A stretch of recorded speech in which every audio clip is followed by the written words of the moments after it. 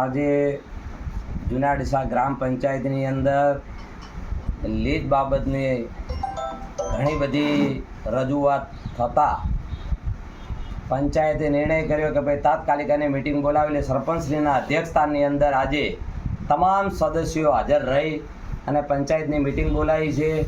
તકલીફ મોટામાં મોટી ગામની અંદર છે જે અત્યારે આ રેતનું ખનન ચાલી રહ્યું છે, તો શાંતિધામ આવેલું છે, સત્રા શહીદ આવેલું છે, દલિત સમાજનું સ્મશાન આવેલું છે, તો આ બધી ઓવરલોડ ગાડીઓ ચાલી રહી છે. અને અમારા સરપંચશ્રી અને બીજા 2-4 મોહિનભાઈ સભ્ય ભાઈ શ્રી મહેન્દ્રભાઈ એવા 4-5 મિત્રો મળી અને 25 તારીખે આ ગાડી રોકાવાનો એમને પ્રયત્ન કરેલો, છતાં કોઈ રોકવામાં ના આવેલી. એમને સિંઘ સાહેબને પણ રજૂઆત કરેલી, 11 વાગ્યાનો ફોન કરેલો, પણ સિંઘ સાહેબે કોઈ આનું ધ્યાનમાં લીધા વગર અને સાંજના 4 વાગે આ ગાડી આવી સાહેબશ્રીની. તો ત્યાં સુધી તો કેટલું બધું સાહેબ સમય વીતી ગયો, શું થાય શું ન થાય એનું કોઈ સમજાતું નથી.